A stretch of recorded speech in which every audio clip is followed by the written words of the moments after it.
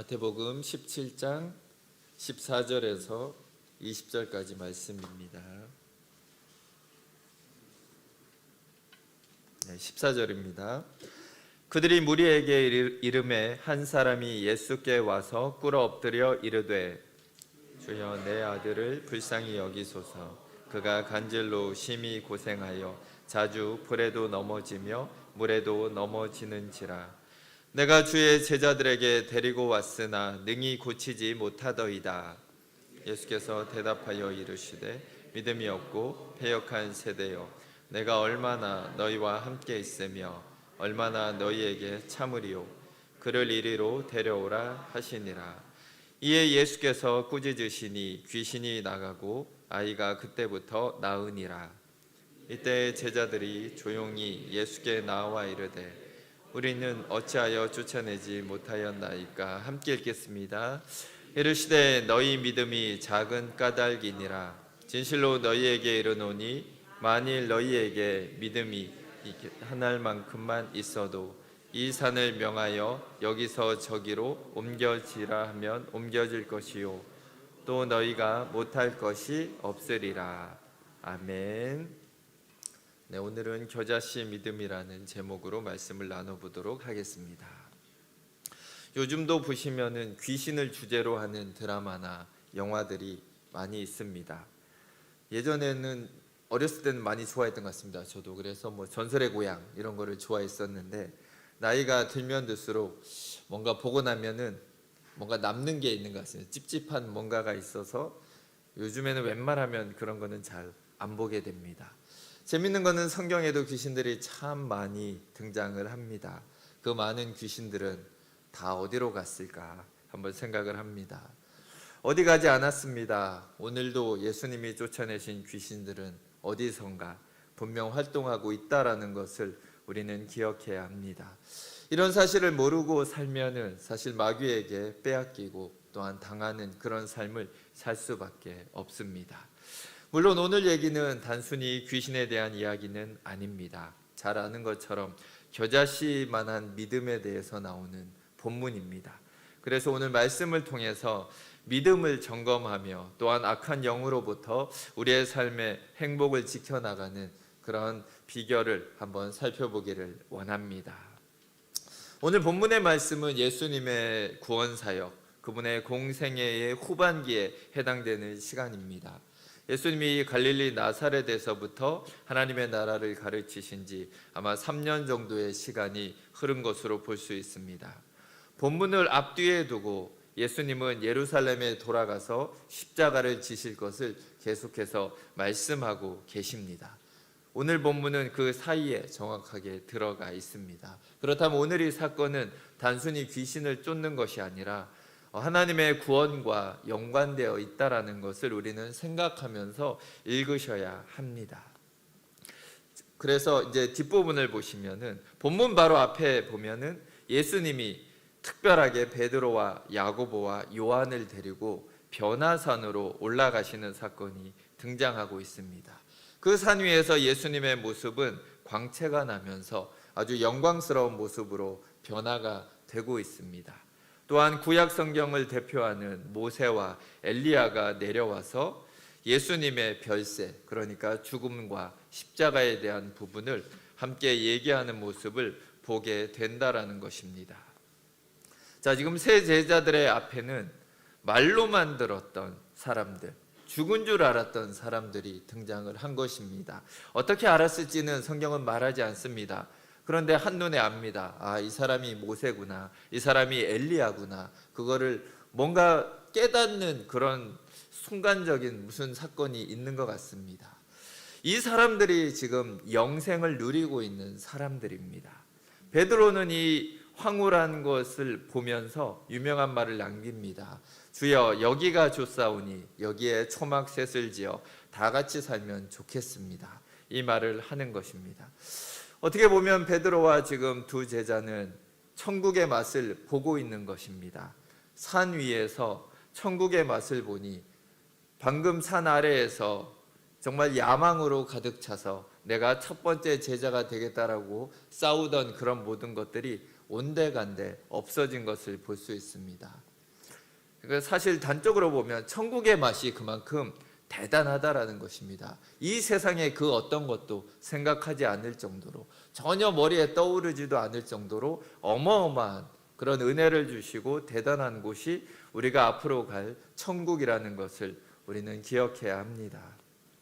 자, 산 위는 지금 이렇게 황홀한 일들이 벌어지고 있는데 오늘 산 아래는 분위기가 아주 심상치가 않습니다. 한 아버지가 간질병에 걸리고 귀신 들린 아들을 데리고서 예수님과 제자들이 있는 곳으로 찾아옵니다. 마가복음을 보시면은 이 아들이 이 아버지에게 하나밖에 없는 외아들이다라고 나와 있습니다. 또한 귀신 때문에 귀가 먹었고 벙어리가 되었다라고 표현을 하고 있습니다. 귀신이 한번 이 아이에게 들어가면 불에다가 집어던지고 물속에다 집어던지고 만신창이를 만든 다음에 내동댕이 치고 나간다라고 성경은 말하고 있습니다. 얼마나 참혹하고 불쌍한 장면인가 우리는 생각해 볼 필요가 있습니다. 아들이 이런 상황에 처할 때마다 그 부모의 마음이 얼마나 아플지 우리는 생각해 볼 필요가 있습니다. 몇 년 전에 제가 TV를 봤는데 희소병인 근위 영양증이라는 병이 걸린 아들을 데리고 산을 올라가는 아버지의 사연을 한번 본 적이 있습니다. 혼자서는 바깥 활동을 전혀 할 수 없는 이 아들이 높은 데에 올라가서 산에 올라가서 정상에서 사방을 바라보는 것을 너무나 좋아하기 때문에 아버지는 이 아들을 들쳐매고 산을 올라갑니다. 20살 정도 된 아들은 몸무게가 50kg 정도 되는데 60이 다 돼 보이는 아버지는 이 아들을 들쳐매고 산을 올라갑니다. 정말 아버지가 얼마나 이 자기를 얻고 가는 게 힘든지 아마 지적장애도 있는 아들은 잘 모르는 것 같습니다. 그냥 산에 가자고 졸라댑니다. 그날은 879m의 대둔산까지 올라가는 모습이 나옵니다. 아들을 얻고 가는 아버지는 정말 온몸이 땀으로 젖고 정말 죽을 만큼 힘들지만 그래도 포기하지 않고 정상까지 올라가는 그런 모습을 본 적이 있습니다. 자식을 조금이라도 기쁘게 할 수 있다라면 부모는 사선을 넘어갔다 올 수 있는 것이라는 것을 또한 그 모습을 보면서 생각하게 됩니다. 오늘 아들을 데리고 온 아버지의 모습도 다를 바가 없습니다. 아마 귀신 들린 아들을 데리고 오는 것은 결코 쉽지 않은 일이었을 것입니다. 어쩌면 산에 올라가는 것보다 아마 몇 배로 더 힘든 일을 이 아버지는 감당하면서 예수님과 제자들이 있는 곳을 찾아왔습니다. 예수님을 찾아온 이 불쌍한 이 부자의 이야기를 듣고 제자들은 뭔가 우리가 뛰어남을 보여주고자 하는 마음들이 있었을 것입니다. 아마 베드로와 야고보, 요한을 뭔가 특별 대우한 예수님에 대해서 아마 질투심이 있었을 수도 있습니다. 어쨌든 이 9명의 제자들은 달라붙어서 귀신을 쫓아내려고 온갖 방법을 사용합니다. 그러나 결과는 실패였습니다. 본문은 잘 나와 있지 않지만 누가복음이나 마가복음을 보시면 아주 많은 사람들이 둘러싸서 이 광경을 지켜보고 있었다라고 성경은 말해주고 있습니다. 사람들에게 둘러싸여서 처음에는 해낼 수 있을 거라고 생각을 했었는데 귀신은 나가지 않습니다. 진땀을 쩔쩔매며 어쩔 줄 모르는 이 제자들에게 정말 주변에 있는 사람들은 아마 놀리기도 하고 조롱도 하면서 아마 그런 반응들을 보고 있었을 것입니다. 사실 목회자로 살아가면서도 기도를 했는데 병이 잘 낫지 않고 뭔가 문제를 위해 기도를 해줬는데 그 문제가 해결되지 않을 때 사실 참 난처하기 짝이 없습니다. 자, 그것처럼 오늘 이 예루살렘의 상황, 이 예루살렘에 온 사람들까지도 이 지금 나사렛에서 몰려와 있습니다. 서기관과 바리새인들이 이 현장을 보고 있다가 제자들과 논쟁이 붙었다라고 성경은 말하고 있습니다. 그러니까 이들은 이 현장에서 결국 제자들이 실패하는 걸 보면서 예수님의 사역은 사기였다. 예수님이 했던 건 우연이었지 예수님이 어떤 능력이 있는 건 아니었다라고 아마 몰아세웠을 것으로 추측이 되는 것입니다. 이것이 산 아래 동네의 모습이었습니다. 산 위에서는 지금 거의 하나님과 함께하는 모세와 엘리야와 함께 천국을 맛보고 있었는데 산 아래는 그런 모습이 아니었습니다. 우리도 영적으로는 산 위에 속해 있습니다. 우리도 영적으로는 천국에서 살아가는 것이 맞습니다. 하지만 우리의 육신은 여전히 산 아래 동네의 제자들의 모습과 다를 바가 없다라는 것입니다. 그래서 산 아래로 내려오신 예수님은 이 광경을 보시고 이렇게 말을 하십니다. 믿음이 없고 패역한 세대여, 내가 얼마나 너희와 함께 있으며 얼마나 너희에게 참으리오. 이렇게 말씀을 하고 계십니다. 사실 오늘 사건에서 가장 중심에 있는 메시지가 이 말씀입니다. 얼핏 들으면 예수님이 이런 한심한 모습을 보면서 예민하게 반응을 하는 것 같습니다. 사람들에게 뭔가 핀잔을 주는 것처럼 보일 수도 있습니다. 하지만 아니라는 것입니다. 예수님이 하신 이런 탄식과 책망은 사실 제자들과 함께 하면서 여러 곳에서 우리는 볼 수가 있었습니다. 이런 탄식은 단순히 신약뿐만 아니라 창세기에서부터 이어져 오는 하나님의 탄식입니다. 창세기부터 죄만 짓는 사람들을 보면서 하나님은 탄식하십니다. 내가 사람 지은 것을 한탄하노라.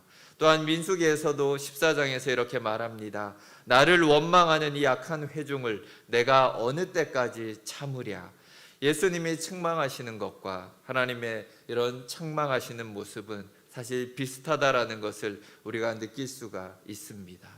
그러면 지금까지 참아오신 예수님이 더 이상은 못 참겠다 이렇게 말씀하시는 거냐? 그거는 아니라는 것입니다. 도리어 그 반대입니다. 이제는 이 반역과 죄의 문제를 해결할 그 마지막 시점이 임박했다라는 것을 예수님은 우리에게 말씀해주고 계십니다. 이제 예수님은 인간의 모든 절망과 고통을 해결하고 구원하기 위하여 십자가에 지실 것입니다. 죄로 인해서 탄식하며 인간의 인생의 참담함을 알고 주님 앞으로 나온 사람들을 구원해 주실 그 사역의 완성을 앞두고 있다는 것을 우리는 언제나 기억해야 합니다. 오늘도 자식의 절망을 통해서 예수님 앞에 나온 이 아버지와 아들은 치유를 경험하고 또한 자유함을 누리게 되는 것을 우리는 보게 된다라는 것입니다. 하지만 자신의 죄와 심판을 모르고 자만했던 서기관들은 끝내 주님 앞에 나오지 않고 돌아가서 십자가를 모의하기 시작합니다. 또한 방관하던 구경꾼들은 끝까지 구경만 하다가 집으로 돌아갔을지도 모릅니다. 오늘 산아래 동네에서 보이는 이런 광경들은 우리가 주변에서 보는 구원의 현장을 있는 그대로 보여주는 그림입니다. 지금도 세상에서는 예수 그리스도의 십자가 복음 앞에서 동일하게 이런 모습은 반복되고 있습니다. 자, 그러나 여전히 산 아래 동네에서 살아가야 되는 우리들은 해결해야 되는 많은 문제들을 안고 있다라는 것입니다. 그럼 우리는 어떻게 이 악의 세력을 이기면서 주님이 주는 평안을 누리며 살아갈 수 있는가? 우리는 오늘 본문에서 살펴보기를 원합니다. 망신을 당한 제자들이 예수님께 조용히 의기소침한 모습으로 묻습니다. 19절을 보시면 이때 제자들이 조용히 예수께 나와 이르되 우리는 어찌하여 쫓아내지 못하였나이까? 이렇게 묻습니다. 그러자 예수님은 실패한 이유를 말씀해 주십니다. 너희 믿음이 작은 까닭이니라. 진실로 너희에게 이르노니 만일 너희에게 믿음이 겨자씨 한 알만큼만 있어도 이 산을 명하여 여기서 저기로 옮겨지라 하면 옮겨질 것이요 또 너희가 못할 것이 없으리라. 자, 예수님은 지금 마귀를 이기지 못하고 문제를 돌파하지 못하는 이유가 믿음 때문이다라고 말을 하고 계십니다. 하지만 오늘 이 20절을 잘 살펴보시면 앞뒤가 안 맞는 그런 부분을 우리는 찾게 됩니다. 우리 같으면 이렇게 말했을 것입니다. 너희 믿음이 작은 까닭이니라. 만일 너희 믿음이 조금만 더 컸어도 아마 이 일을 충분히 했을 거라고 우리 같으면 말할 것입니다. 아니면은 너희가 믿음이 없어서 그런 것이다. 사실 겨자씨만한 믿음만 있어도 너희는 능히 했을 거야. 이렇게 말을 했을 거라는 것입니다. 그런데 오늘 본문은 그것이 아닙니다. 앞부분은 믿음이 작다라는 걸 얘기하고 뒤에는 겨자씨만큼만 있어도 된다라고 얘기하는, 어떻게 보면 모순 같은 부분을 지금 말하고 있는 것을 우리는 생각해 볼 필요가 있습니다. 자, 이 부분을 우리는 깊이 있게 살펴볼 필요가 있습니다. 지금 성경에서 말하는, 앞에 말하는 믿음과 뒤에서 얘기하는 믿음에 약간의 차이가 있다라는 것을 우리는 한번 돌아보기를 원합니다. 자, 결국 믿음의 주체가 누구냐가 되느냐에 따라서 믿음은 차이를 나타냄을 볼 수가 있습니다. 첫 번째 믿음은 내가 주체가 되는 그런 믿음입니다. 결국 의지적인 믿음이라고 할 수 있습니다. 내가 믿고 있는데, 내가 믿으니까 뭐가 될 것 같은데, 그래서 제자들은 예수님이 하나님의 일을 함께 하자라고 불렀을 때 따라왔습니다. 그리고 예수님이 또한 부르시고 또한 능력을 주시면서 믿음을 주시면서 2명씩 사역을 해라 했을 때 또한 그 사역들을 잘 감당을 했었다라는 것입니다. 그러니까 오늘도 귀신 들린 아이가 왔을 때 내가 예전에 했었으니까 오늘도 충분히 해낼 수 있을 거라는 생각을 했을 수 있습니다. 그러면서 서로 자기가 하겠다고 나서면서 이 방법 저 방법을 사용했을 것 같습니다. 소리를 더 크게 지르기도 하고, 아니면 눈을 뜨고 눈을 같이 째려보면서 기도를 하기도 하고, 너네가 손발을 다 붙잡아 봐라, 그리고 나서 내가 하겠다. 어쨌든 자기가 생각나는 모든 방법을 동원했을 것으로 보입니다. 하지만 결과적으로는 실패라는 것입니다. 결국 제자들의 믿음은 자기가 가지고 있는 의지적인 믿음입니다. 내가 할 수 있다라고 생각하는, 결국 내가 중심이 되는 그 믿음을 예수님은 작다라고 지금 말씀하고 있는 것입니다. 하지만 제자들은 그렇게 생각하지 않았습니다. 우리의 믿음은 크다, 우리는 분명히 이 일을 할 수 있다라고 이들은 생각을 했을 것입니다. 하지만 이들은 자기가 그렇게 큰 믿음이 있다라고 생각했지만 아무것도 결과적으로는 만들어내지를 못했습니다. 이들의 믿음이 결국 마지막에는 모든 게 드러납니다. 예수님이 잡히시던 밤에 결국 모두 예수님을 버리고 도망가는 것이 이들이 의지했던 자기 의지적인 믿음이었다라는 것을 우리는 생각해 볼 필요가 있습니다. 이 믿음은 하나님으로부터 오는 믿음이 아니기에 마귀도 알아보고 절대 도망가지 않는 것을 우리는 보게 된다라는 것입니다. 그렇다면 또 다른 믿음이 있습니다. 이것은 우리의 믿음의 대상인 하나님이 주시는 믿음이라는 것입니다. 하나님이 직접 자신을 보여주시고 우리에게 또한 신뢰감을 심어주는 믿음입니다. 이거는 우리 쪽에서 만들어낼 수 있는 것이 아니라 하나님이 전적으로 우리 가운데 허락해 주셔야 하는 믿음이라는 것입니다. 하나님이 주시는 믿음은 아무리 작다고 해도 그 믿음이 가지고 있는 능력이 다르다라는 것입니다.